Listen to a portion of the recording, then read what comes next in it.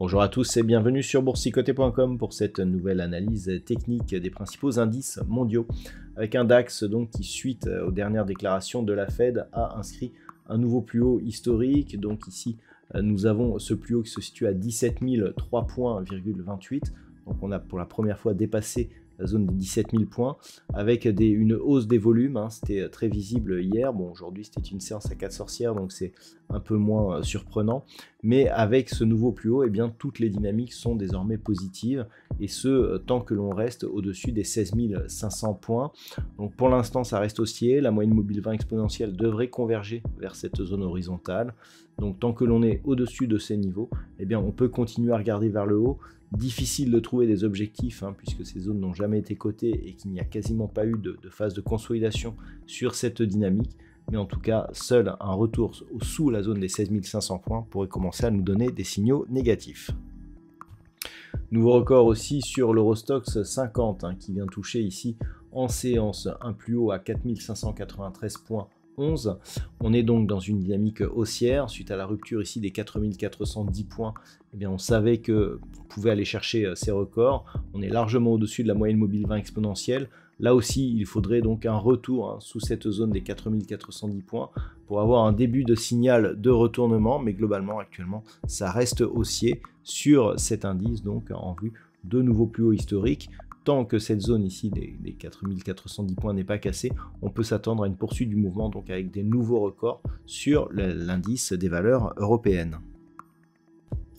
Au niveau des indices américains, pas de record cette semaine malgré une hausse des indices, hein, liée aux dernières déclarations de Jérôme Powell. On a validé le franchissement donc de cette zone des 4606 points qui était une résistance majeure, et on s'achemine désormais vers la résistance qui symbolise justement ce record donc historique sur le S&P 500 qui se situe à 4818 points.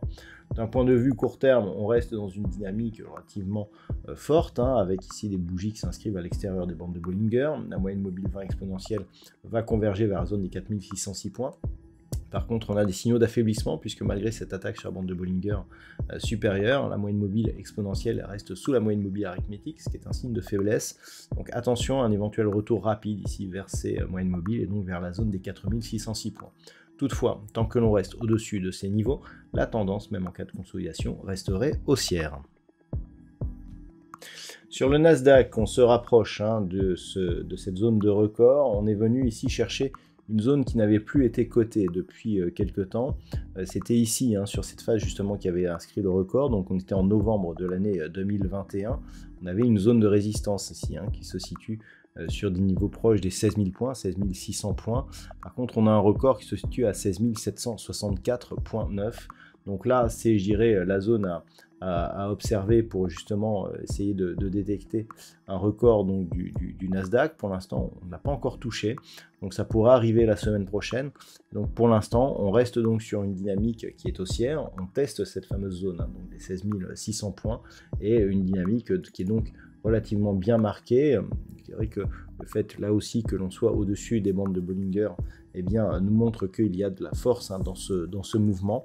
Donc globalement, ça reste haussier. Attention à une phase de consolidation éventuelle. Une rupture ici, voire un comblement de ce gap, hein, qui avait été inscrit ici le 14 novembre, serait un signal très négatif. Et globalement, tant que l'on reste ici au-dessus des 15 800 points, ça reste très positif pour l'indice des technos américaines. Et enfin, au niveau du Nikkei, eh bien, c'est toujours relativement neutre, hein, difficile de dégager une tendance, hein, dans cette évolution court terme. On est toujours dans un range moyen terme qui est neutre, donc lui aussi, hein, bloqué ici entre 30 750 et 33 750.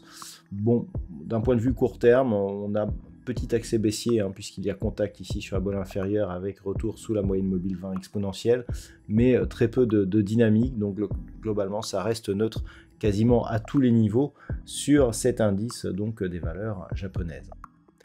Voilà donc ce que l'on peut dire sur l'analyse technique de ces principaux indices mondiaux. Je vous souhaite de passer un très bon week-end. On se retrouve dès la semaine prochaine pour d'autres analyses techniques, toujours sur le site boursicoté.com.